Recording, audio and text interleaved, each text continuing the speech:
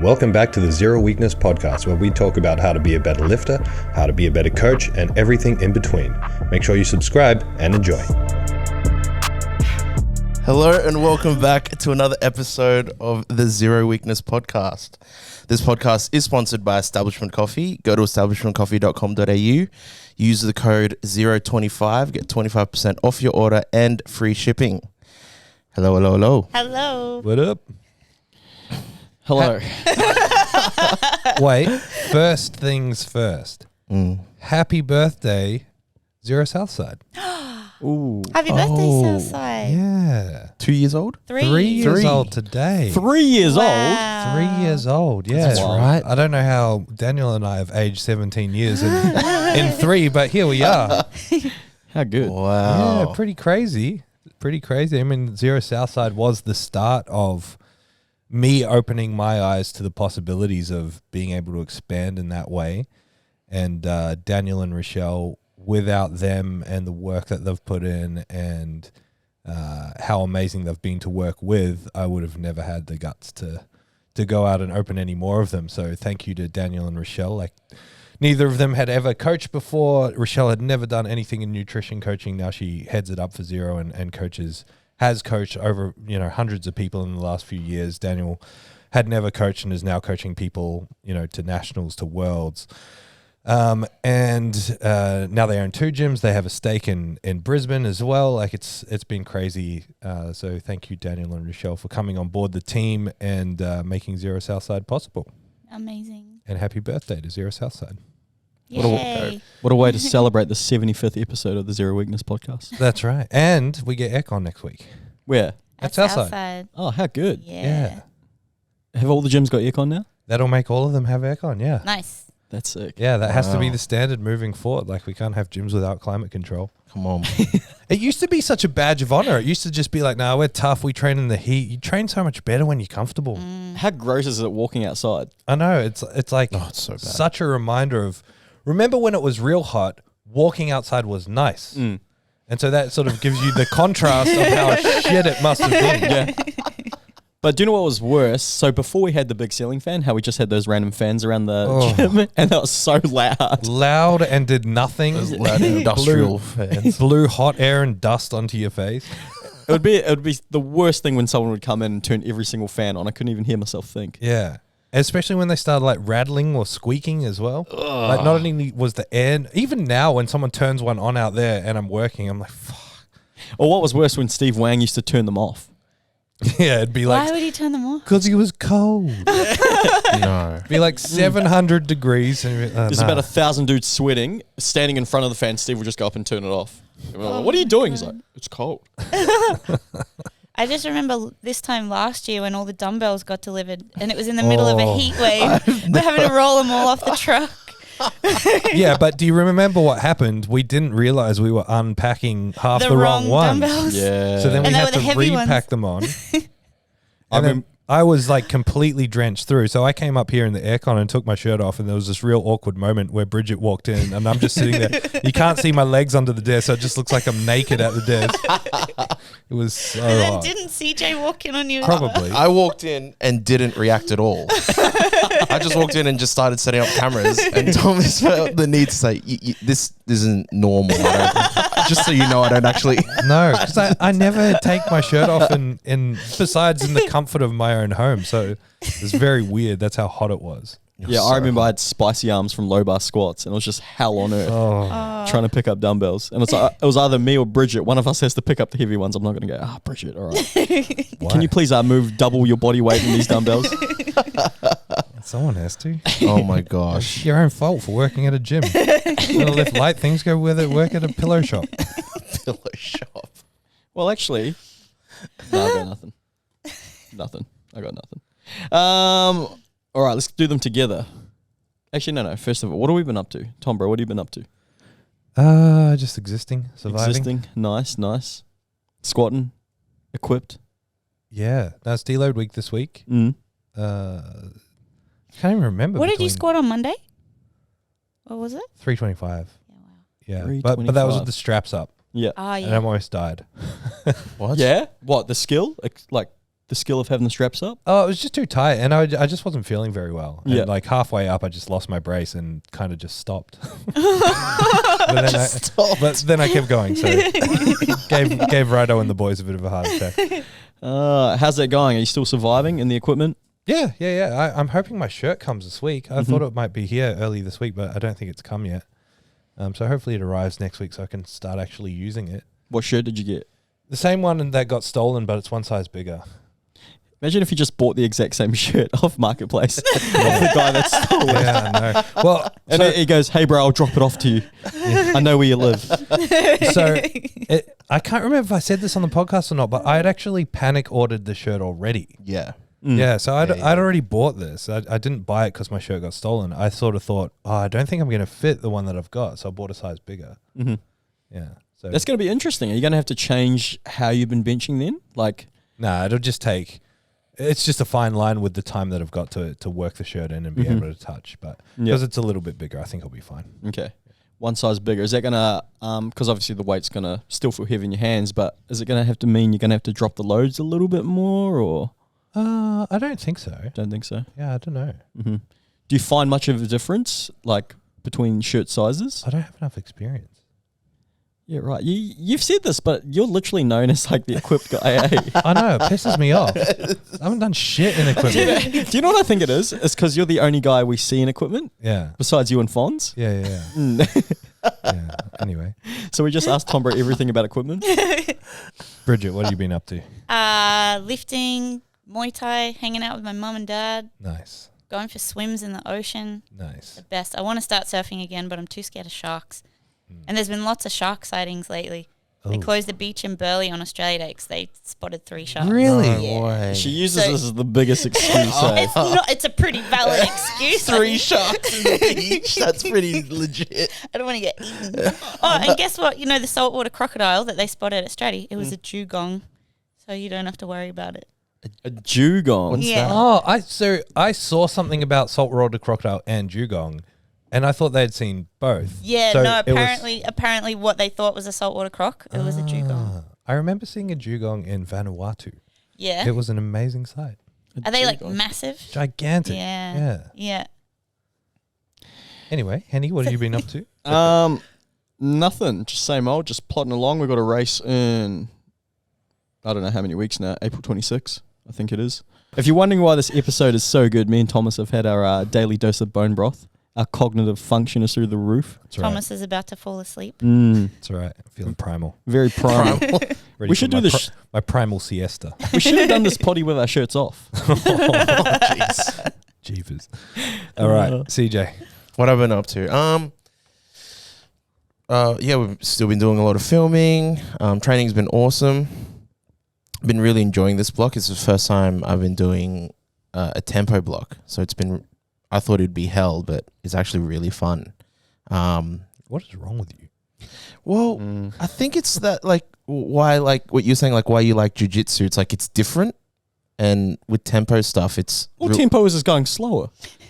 yeah, but I don't know. I guess because the weight's so much lighter when I'm doing Right. tempo work, so it's not as not as like intense, Mm-hmm. but and it feels so light and so easy. But then by the end of it, you're still wrecked because you're just out of breath. And I feel like you might not be doing the tempo right. What do you mean? So 'Cause light it and should- easy. It shouldn't feel good. well, Are you going slow on the way up? yeah, no, Yeah, like he is. I've been watching him. yeah. Or has CJ started taking some spicy supplements? He's No. really going for the win in the novice pro this year. yeah. I got Damn. a finally podium for once. Started eating meat again. Thought, you know what else I can fucking add into the mix? Some trend. along with my meat. I have jumped on the kangaroo train. Been eating kangaroo. Nice. But no trend.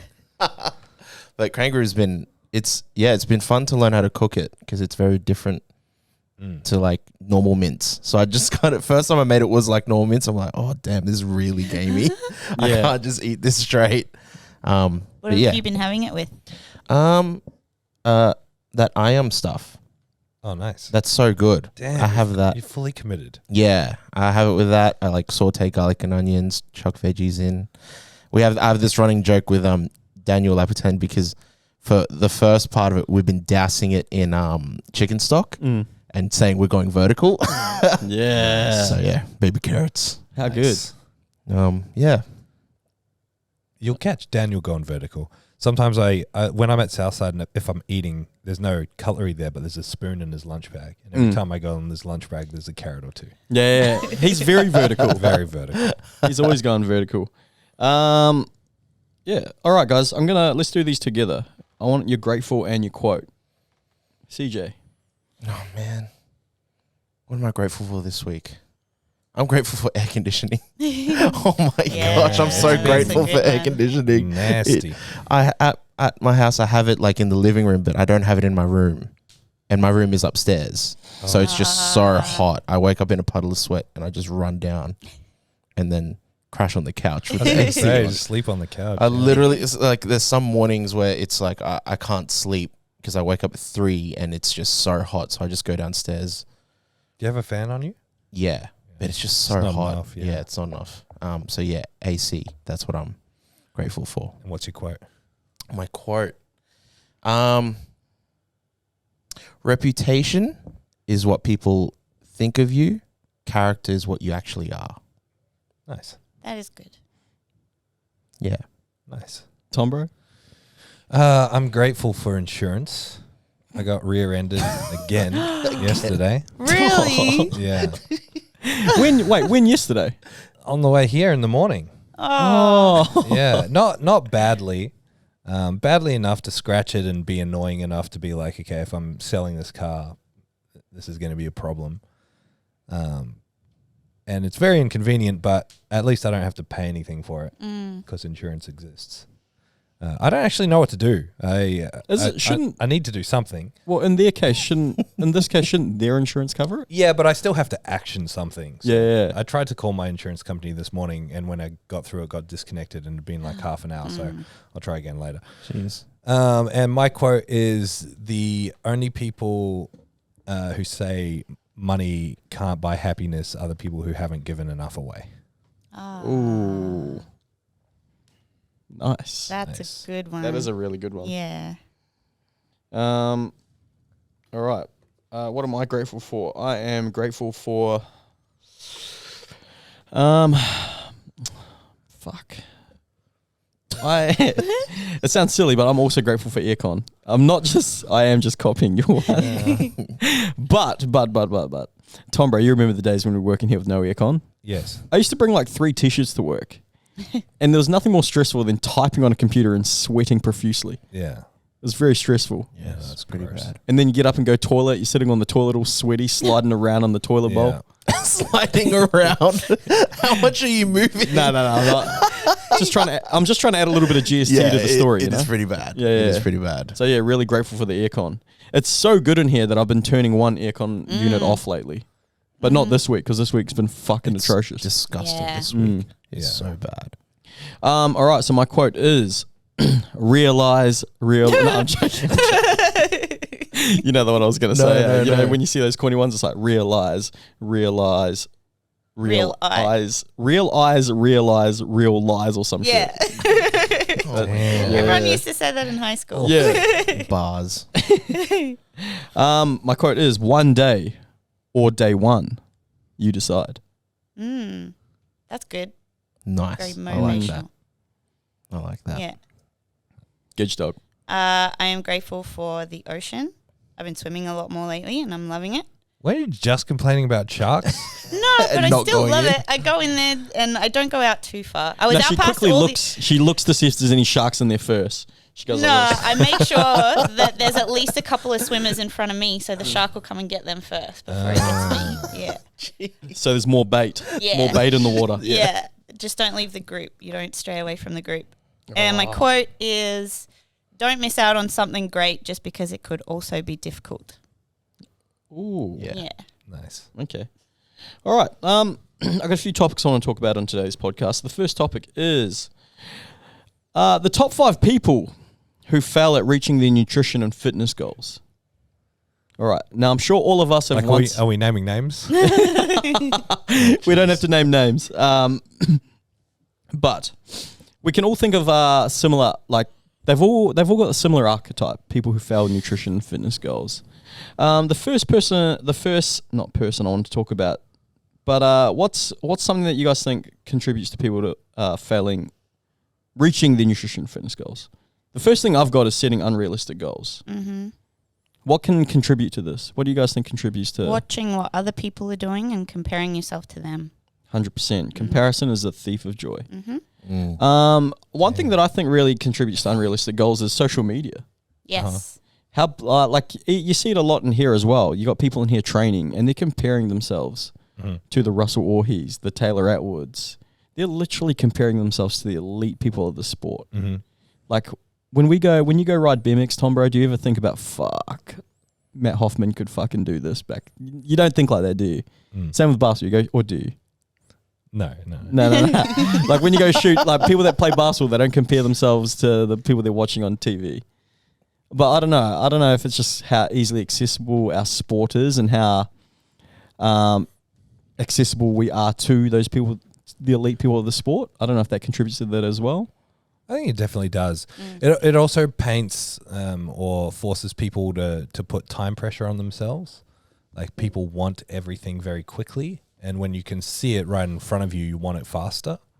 And so I think that's probably one of the biggest contributors. Like, because some people set expectations or goals that aren't unreasonable, but are super unreasonable in the time frames that they set for themselves.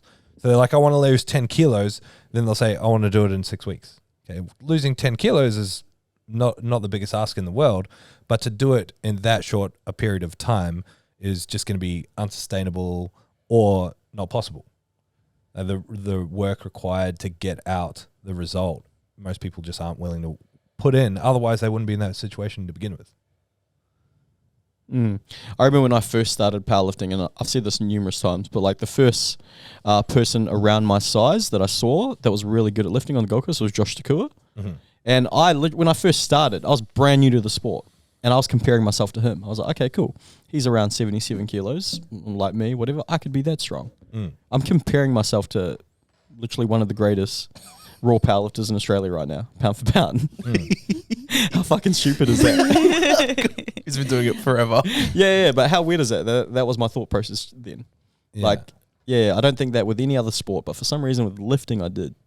So unrealistic goals. Have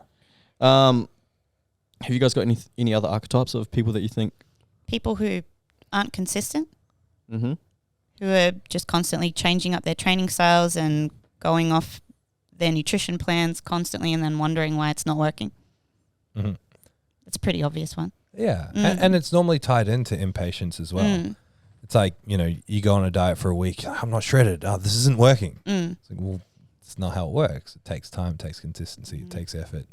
And it's often that like missing the forest for the trees kind of thing. It's like people set the bar not too high, but again, like they probably set it closer than the distance that they need to achieve it. And so they miss the milestones along the way. Like maybe they are losing weight in that first couple of weeks, but they're not happy with the rate of it. And so they give up because they think it's not working. It is working, it just needs more time. That's probably the most common thing. Because goals are just goals. So, we spoke about that last week, but it's the work that gets the outcome, and so many people just give up on the work so quickly. I was also thinking just as well with unrealistic goals is people who have like concurrent goals that clash with each other. So let's say if you're trying to, let's just, for example, you always see this during a peak. Someone's trying to lose weight, start dieting during a peak. You want to be in a surplus. You want to be fueling your body with enough food, to maximize your output. So people with concurrent goals are like, okay, I want to lose 10 kgs in the next 10 weeks, but I want to lift X amount at this kind of thing. Yeah. So that's another thing, like unrealistic goals that don't align with each other. For sure. Another thing for performance, under fueling, like I just said, not eating enough to match their output. What do you guys think contributes to underfueling? Like when you think of people who underfuel, is there a certain archetype of person that you think? I think a lot of people just don't know because You know, the signs that your body gives you are great, but a lot of that sort of stuff just kind of goes out the window with performance-based stuff. So, you know, if you're not hungry, doesn't necessarily mean you don't need to eat more. If you are hungry, doesn't necessarily mean you do need to eat more. And so, like, those signs, how our body is talking to us kind of changes when you're chasing high performance. I think the general notion to people that, you know, are getting into health and fitness, and, you know, you'll see a lot of people say, you don't have to know how to count every single calorie and track every. I agree with that. I think for the average person, it is quite cumbersome, and that your body is designed to talk to you in such a way that guides you pretty accurately. But it just goes out of the window with high performance sort of stuff. And so people, like Bridget was saying, people who are just inconsistent with their intake and don't know then how to gauge and measure it, they're the people that are going to fall the shortest. And it's kind of that archetype of people that really struggle to put on weight. They tend to be the worst eaters. Mm-hmm. You know, they think they're eating a lot and they never are.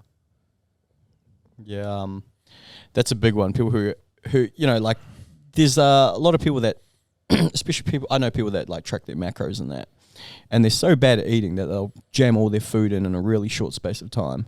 I'm just gonna.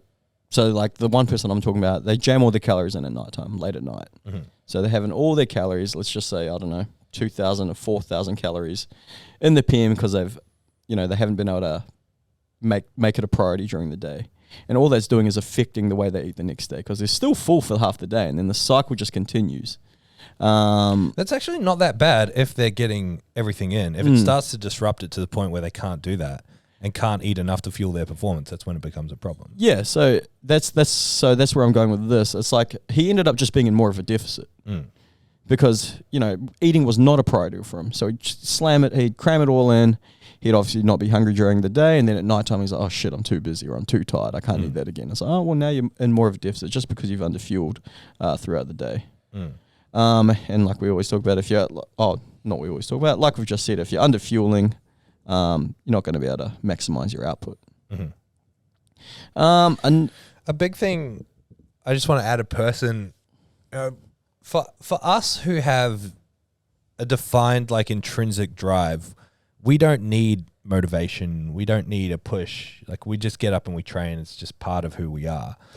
For people without that, you kind of need, like, 3 legs of a tripod to prop up success, or prop up, like, the success of whatever your goal is. And it's normally, like, if we're talking health, fitness, strength, body composition, whatever, it's normally training, nutrition, accountability. And a lot of people are often just missing one of those things. So they might have, you know, training and work with a coach, but not have the nutrition aspect sorted. Or they might be real good with training and nutrition, but have no accountability and don't see where they're falling short, like don't have expert guidance. So normally one of those things is missing. Like if you're listening to this and you're one of these people who coaches yourself, looks after yourself, has always managed your progress, and it's taken you a few years to sort of look back and go, I haven't actually made the progress that I wanted in the last few years, you're probably just missing one of those 3 things. And oftentimes it is that expert opinion. That's why coaches exist. Like our job as a coach is to provide a shortcut. That's what it is. The reality is we exist to get you your results as fast as possible without being unreasonably fast. Like as fast as possible within the parameters that we're working in. So essentially, we've made mistakes because we've worked with thousands of people. We know what the mistakes are before you make them, so we can stop you from making those mistakes. That's how you get results quicker. That's what you're paying for when you pay for a coach. So that's why every coach, their first piece of advice is get a coach, because we know it works. Mm-hmm. We know what we're about. So oftentimes, people are missing one of those 3 legs of the tripod. It's definitely one of my biggest flaws as well with everything I do is my nutrition. I'm really inconsistent with my nutrition. It's not that it's not like I'm very indulgent and I eat too much and things like that, but some days I'll have 1,000 calories, the next days I'll have 3,000 kind of thing. So I'm really inconsistent with that. So I know that's one of my biggest, whenever I have little, I guess you could call them like existential. That's the one. Crises about like, I'm like, fuck, I'm this strong or I've ran this fast, but I don't look like I can do any of those things. And that's when I have like a little, every now and again you have like little meltdowns like that. And that's the thing that always gets me. I'm like, fuck, I don't look like I can do any of this. But then at the same time, I sometimes wear it like a badge of honor that I can do those things. I think they call that body dysmorphia, brother. Yeah. No, it definitely is. Yep. It is a little bit of bodiness. It's weird though because there's a pill for that.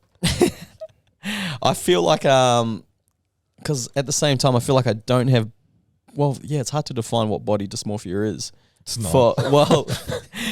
I'm talking to it right now, but I'm not insecure about my body. Uh-huh. Like when I think people with body dysmorphia, all their choices revolve around their body. Like for me, I couldn't give 2 fucks. Yeah. I was mostly joking. Yeah. No. You just made me question. I was like, no, wait, do I? No, yeah. So, yeah, that's me. But another archetype of person is the procrastinator. They never reach their fitness and strength goals. Day one or fitness 1 day? Yeah, legit. Fitness or nutrition goals, the procrastinator. Thomas, what makes people procrastinate? I don't know. I don't know. You're talking about people who are like the diet starts Monday kind of thing. Yeah. We've all been there. Yeah, for sure.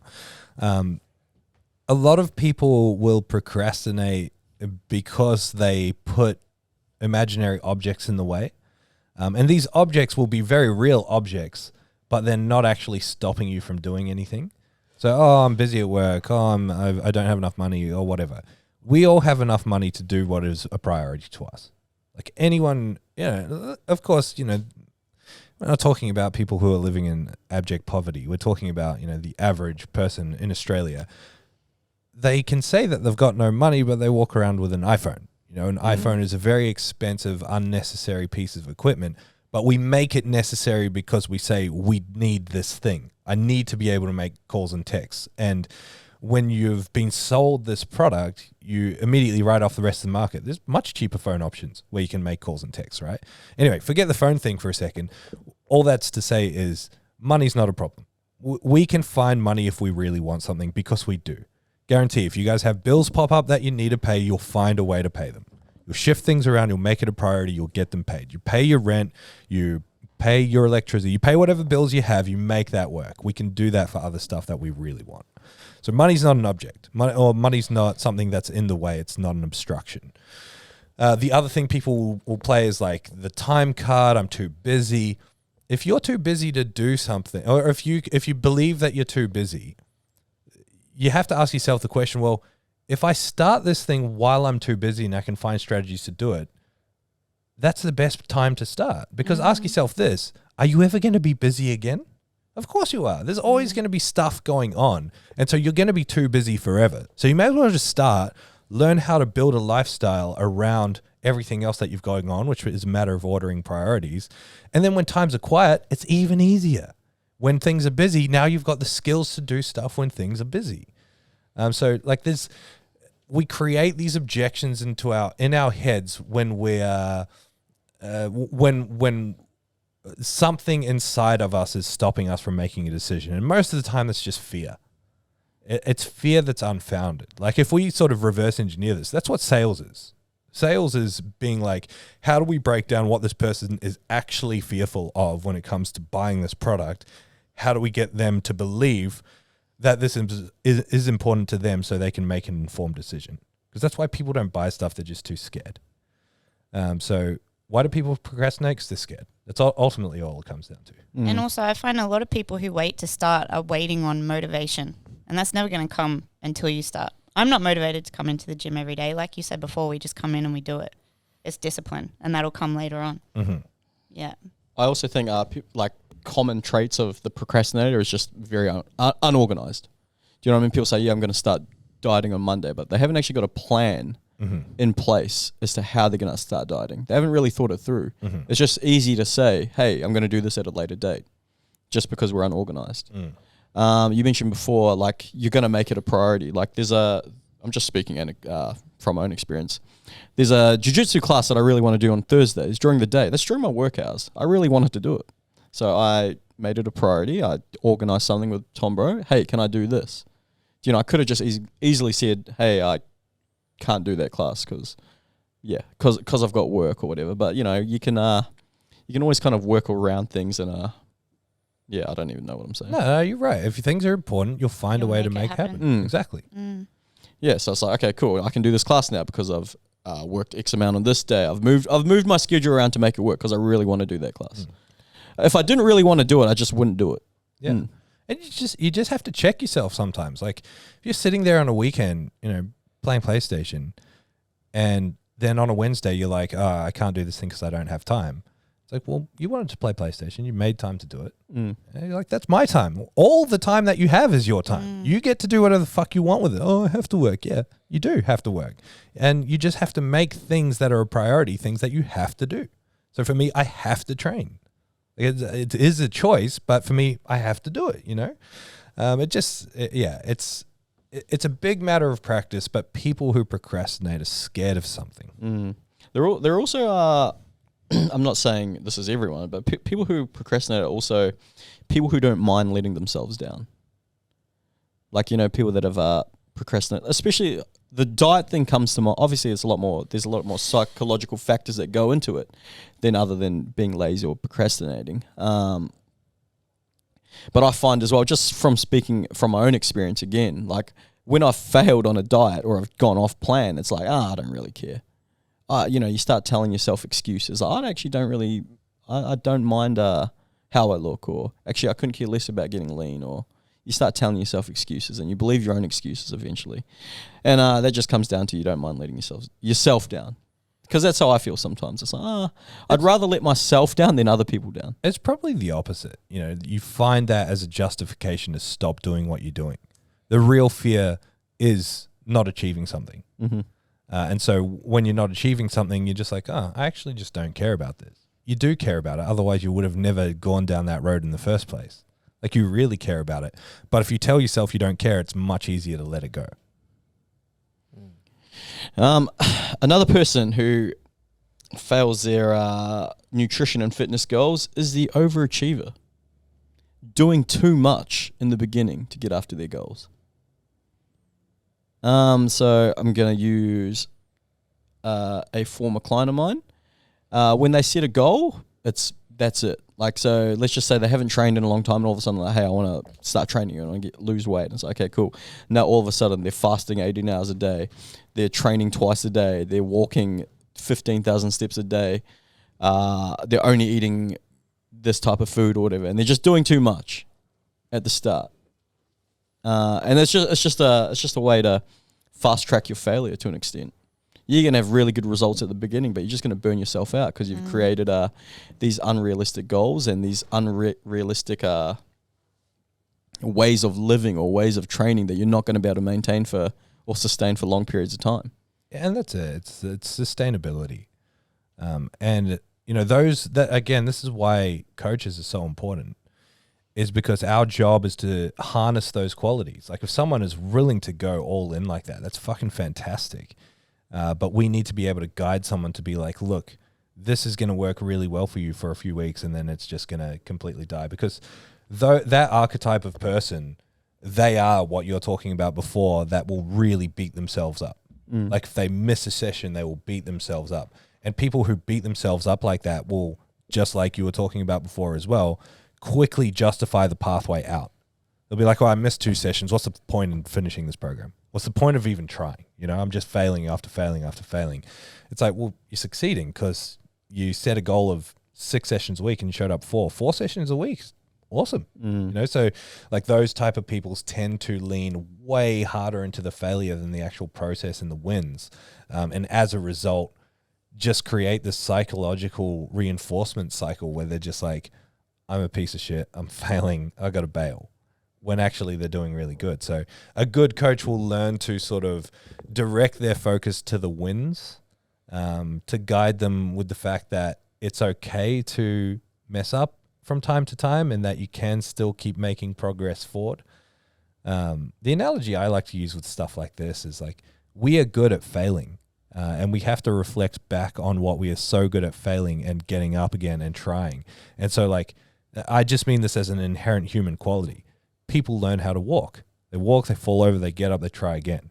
That's just like an inbuilt subconscious thing. Again, like another example, we all have phones. And, Bridget especially will remember when we didn't have phones, and then we got like flip Rotary phones, and then well, back then you were sending like pigeons and stuff. So, nailing a piece of wood to a dinosaur. No, but like, we got Nokia phones, and you had the 1 to 0 numbers, and you had to press each button 3 times to get a letter. And then it switched to like a QWERTY keyboard. It's like, what? We have to learn this. And then it went to the next iteration, and we learn how to do it. We just we adapt and we learn, and we're good at doing that. And so we have to remind ourselves that the only reason we're good at stuff is because we suck at stuff. And we're good at sucking at stuff to the point where it's unreasonable to suck anymore. Like, we just keep going and going and going, and we get good at it. So these people that are really good at overcommitting in their life, working super hard in their careers, working super hard with their family, and then they bring that to fitness and they give up after 2 weeks because they can't, meet their own expectations. Like, you've got the work qualities. You just have to understand that you're not good at this, and you will get good at it if you keep doing it. Correct.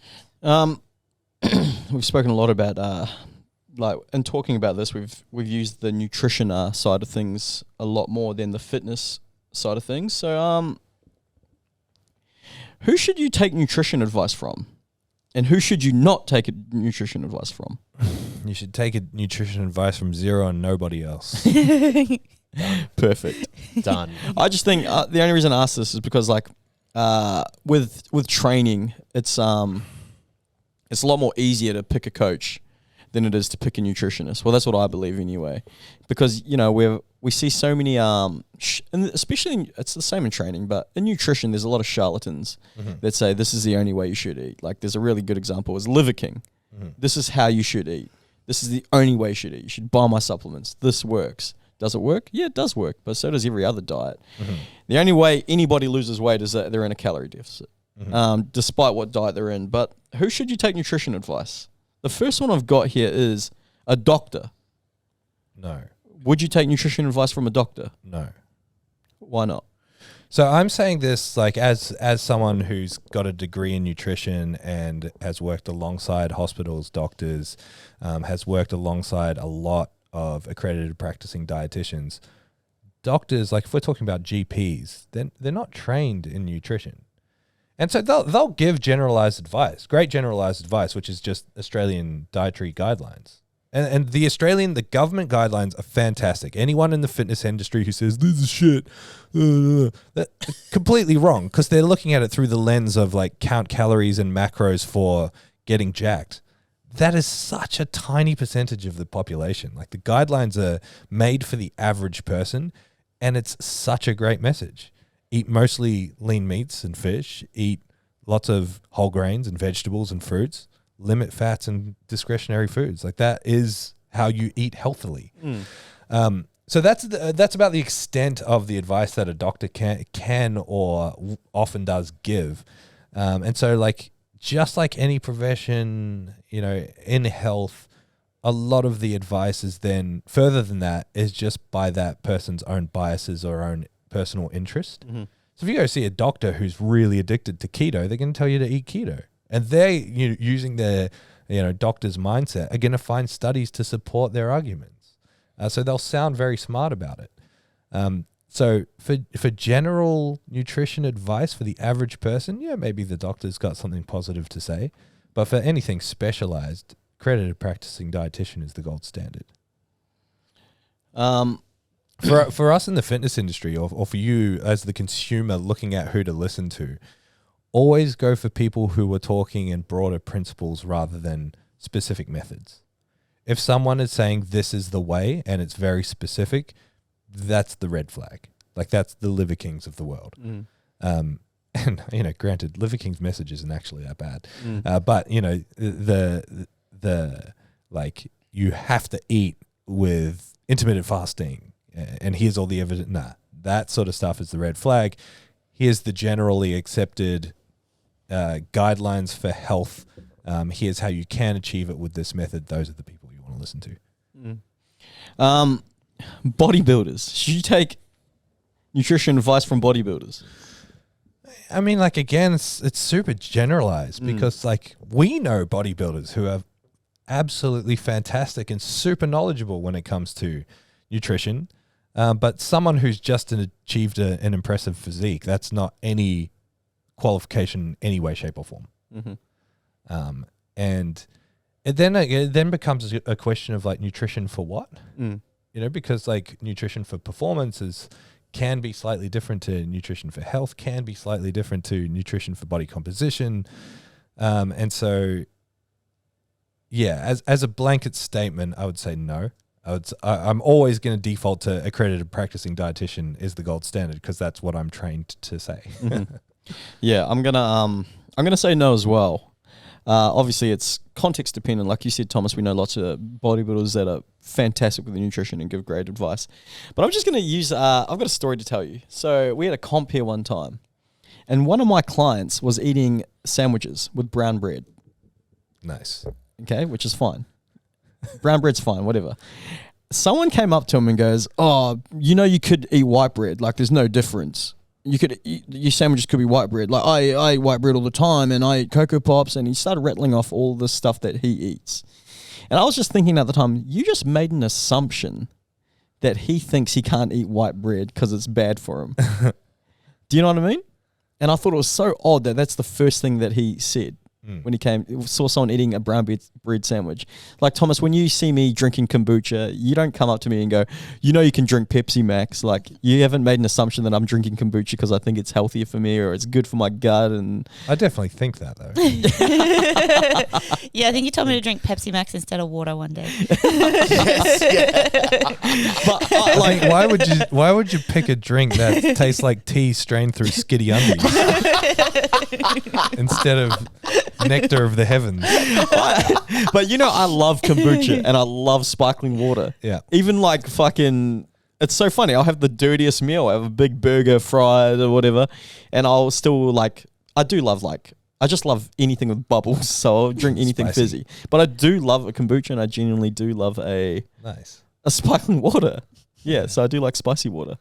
But yeah, I just thought it was so weird that was his assumption. Like, he's under the guys. I'm saying all these fucking words I don't use ever. Yeah.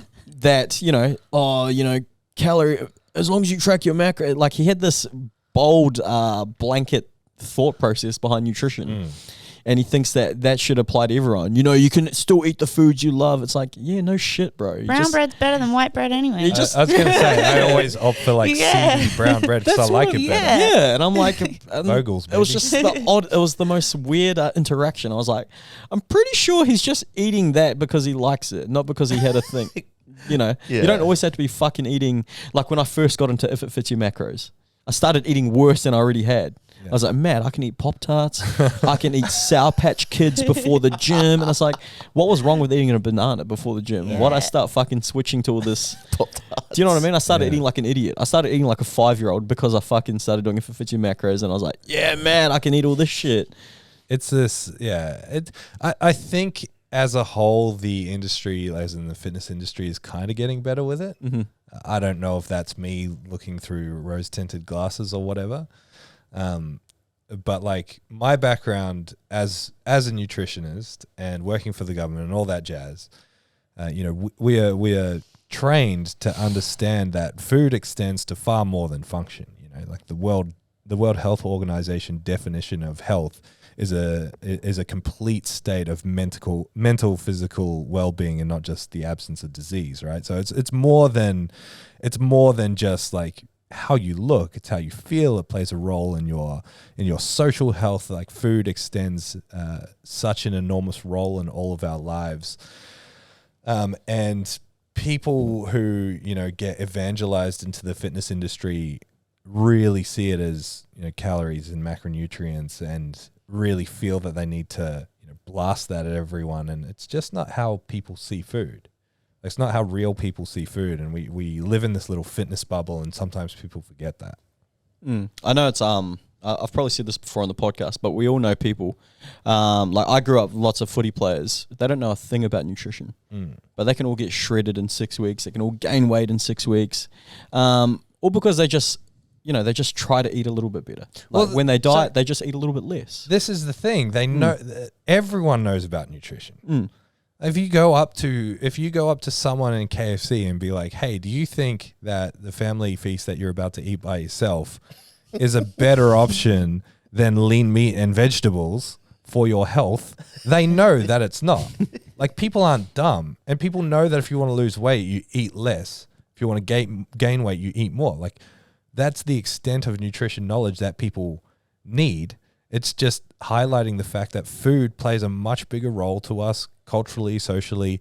There's far more inputs into the food decisions that we make than just like health, macronutrients, gaining weight, losing weight, whatever. There's a lot more moving parts, and people in the fitness industry aren't trained and don't know this, and so they don't respect it. Mm-hmm.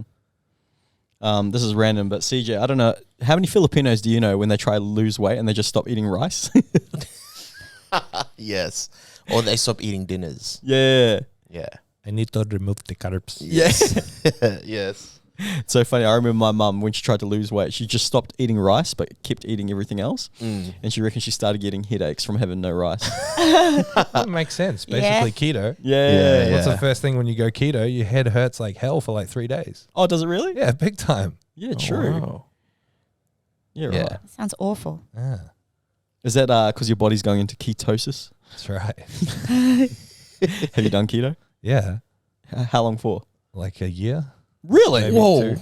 Yeah, I was like 18. I read the Atkins diet, and I was like, my life has changed. So is that how you initially lost all the weight? Because you said you were a chubby kid? Nah, I was already skinny by then. Yeah. No, I just lost the weight by growing up and exercising and getting an eating disorder. That's the reality of it. The government. Should you listen to the government for nutrition advice? If you're trying to get jacked and eat for performance, probably not. Like, if you're taking the dietary guidelines and then trying to apply it to being the best powerlifter you can be, you're probably not going to do too great. If you're listening to this and you're looking for general health for your family and you don't do anything besides exist and work and you don't do anything with like a specific performance pursuit, absolutely you should listen to the government. Like, again, this is fitness industry doesn't have respect for the government. The dietary guidelines are like based on the best research in the world that we have available for population nutrition. Like, it's not like they've just made up some shit and pulled it out their ass and been like, "Hey guys, try this. 27 million people. Good luck." The fitness industry is one of the only industries that disregards every other industry. Right, I tell you how to spot an absolute complete fucking idiot in the fitness industry. It's when they're like, "Yeah, the government and their food pyramid." The food pyramid hasn't been used since like 1993. Like, it's at least 30 years gone. And they're still going like, "Yeah, they got the food pyramid." What the fuck are you talking about? You're dissing the government. You don't even know what they do. Yeah, it's really odd. Like, trainers, not all trainers, but you know how trainers, they'll disregard doctors' advice. They'll disregard physiotherapists' advice. They'll disregard the government nutrition advice. They disregard every other, they only look at things through their lens. Like, it's I always, I don't know, I always find myself daydreaming about things like this. But like, could you imagine a Sparky walking into a job and the builder said, "Hey, we need to do this," and you what an idiot. Why would he say we need to do this when we could just do this? They do that. Yeah, you're right. They do. Even tradesmen are the worst for it. Like Sparkies versus your old profession, Andy, and like the data guys. Yeah. The Sparkies think that everything that data people do is this dumbest thing ever, and vice versa. Like, why would you do that? So this is the fitness bubble, right? We just see what we do and we think no one else does it. Like, these archetypes exist everywhere. Yeah. I don't know. But you're 100% right. Like, especially, fresher trainers just think everyone's an idiot. I just think, like we are in our own like little echo chambers, but you don't see fucking Sparkies teeing off on Instagram against other Sparkies. Like, the way I do it this way. Yeah, but you're not in the Sparky world. They probably do. No, I am. Follow Henny Sparky. Previous lifetime. No, you're right, Thomas. But like, I don't know. It's just way more profound in our industry where everybody's got an opinion. And like you said in your Instagram post the other day, like, it's just an opinion. It's not fact. Yeah. and we all get fucking up in arms, and you know, we hear coaches that have very dogmatic views crushing other coaches' dogmatic views because their own dogmatic views are more important or is factual. It's very strange. It's Crazy. very weird. Yeah. Should you take nutrition advice from supplement companies? No, definitely not. At the bottom of the barrel now. Jeez. It depends. Do you want to buy their products? Then yeah, for sure, take their nutrition advice. Because that's all they're trying to sell you. I mean, they shouldn't be giving nutrition advice. Supplement company. What about fitness influencers? No. Can you guys remember Freely the Banana Girl? Yes. Yeah, I don't know if she's still around. I'm not sure. But remember how she used to eat, like, was it 21 or 20, Something like that. like 30 bananas a day or some shit? This is going back to the age of, what was that? The original influencer on the Gold Coast. What's her name? Got in trouble for the parking spot debacle. Kayla, it seems? No, before that. Before her? Yeah, she's like the original big program. Okay. I was going to say Rosanna Arkle. Ashy Bynes. Oh, Ashley Bynes, Bynes. yeah. Is she still around? Yep. I saw her at the markets like a couple of months ago. Oh, I wouldn't even know what she looks like. Yeah. But yeah, if that's what we're talking about with fitness influencers, then no. Yeah. I mean, but again, like there are some really, really top tier influencers with fantastic advice. Mm-hmm.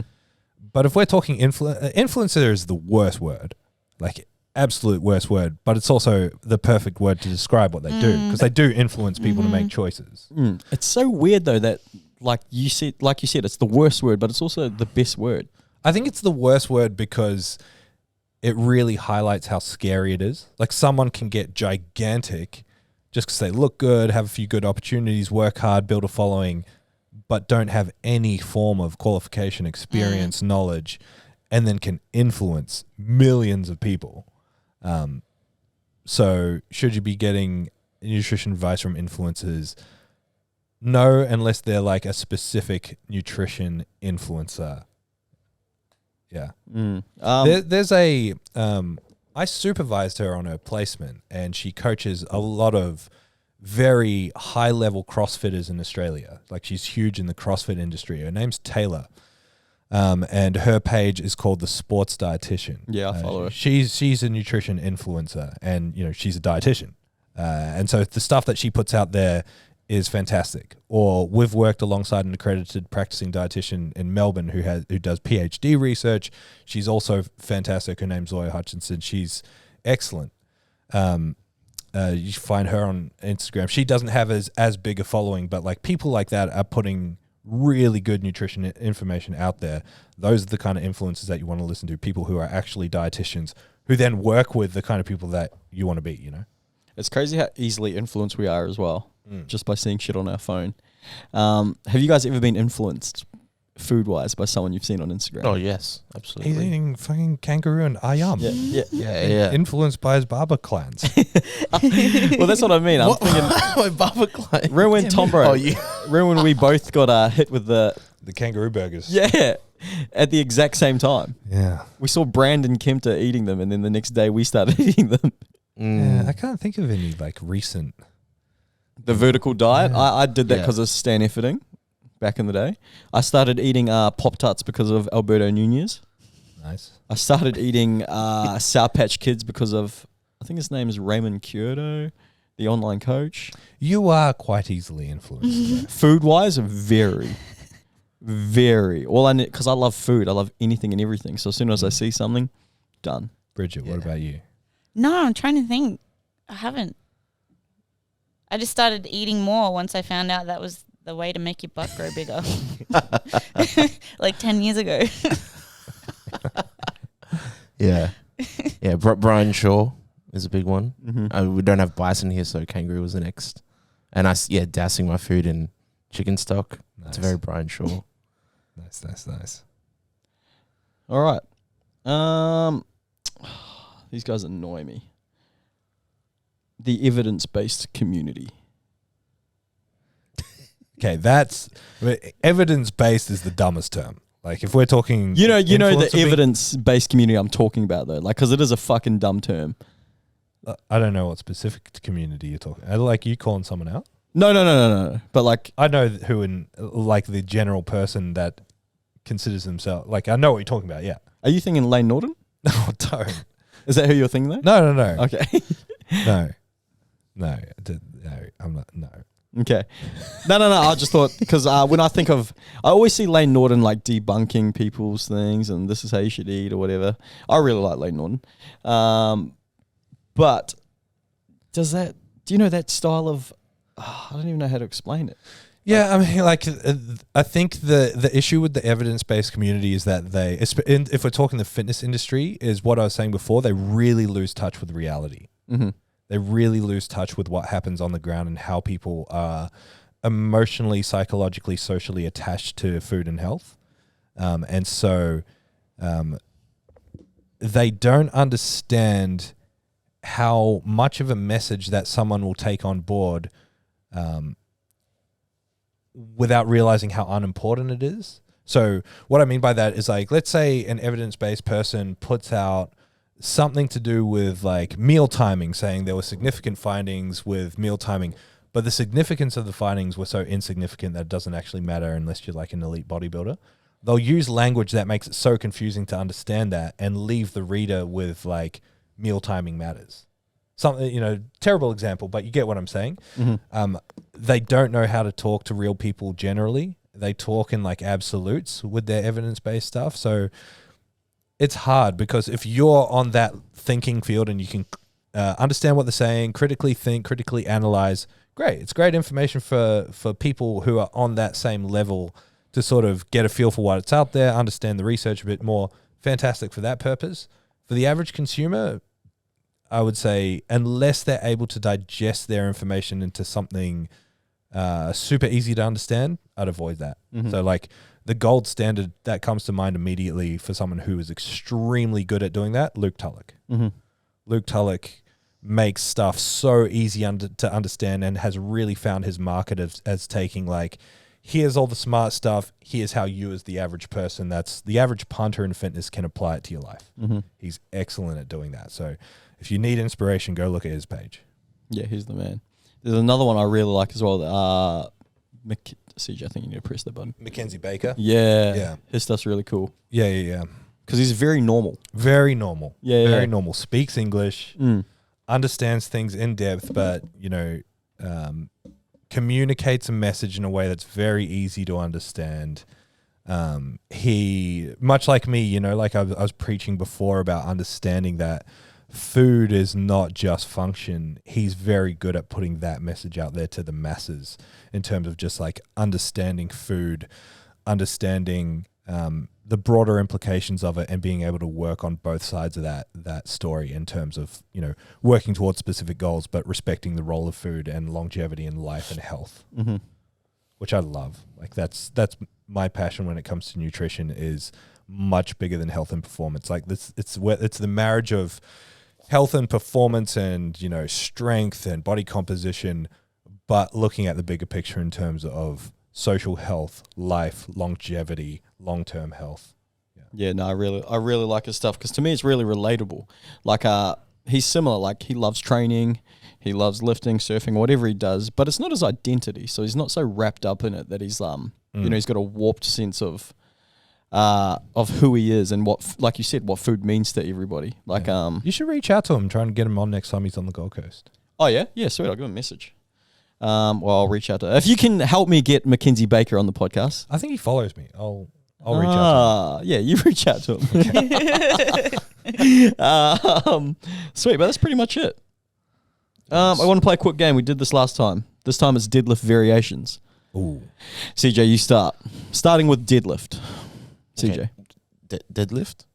Do I just say deadlift? No. So I started with deadlift. Okay, and I go. Yeah. Deficit deadlifts. Block pulls. Surplus deadlifts. No, I'm joking. Sumo deadlift. RDL. Trap bar deadlift. Nice. Deadlift with bands. Deadlift with chains. Pause deadlift. Tempo deadlifts. Nice. Deadlift with the reverse bands. Zercher deadlift. Well, that's not an exercise. It is. Jefferson deadlift. All right, James is out. I am not out. CJ. Oh, I don't even know what it's called. The deadlift where it's like your legs are over it and The you. Jefferson That's- Oh, deadlift. that is Jefferson. Okay, then I'm out. Tom, bro. Stiff leg man. deadlift. B stance deadlift. Single leg deadlift. Hack squat. It's a deadlift with the bar behind your back. That does not count. Is that what it's That's called? such- I never knew it was called that. Yeah. What? Wait, what'd you say? Hack squat. Mm. Like it's so not the machine, Yeah. the actual exercise is a deadlift. Oh, I didn't right. know Okay, that yeah. was no, the no, name yeah, for yeah, it. my bad. Yeah, okay.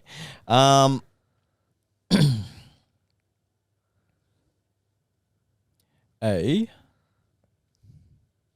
Smith machine deadlift. Does that count? No, it doesn't. I know it doesn't. Dumbbell RDL. Nah, fuck, I'm out. Shit. That's not a variation. Maybe I for don't Tom know. Hardy. 30 squats. That's so bad. Love you, Tommy. I'm out. All right, I'll take the W. Did you Nice. win last week? Yeah. All right. Thanks for tuning in. See ya. Bye. Bye. Thank you so much for listening to the Zero Podcast. If you want more information, head to our Instagram, @zero_weakness. Hit the link in the bio for all of our services and any information on upcoming workshops and events. Don't forget to leave us a 5-star review so we can have a broader reach and answer more people's questions. Thank you once more.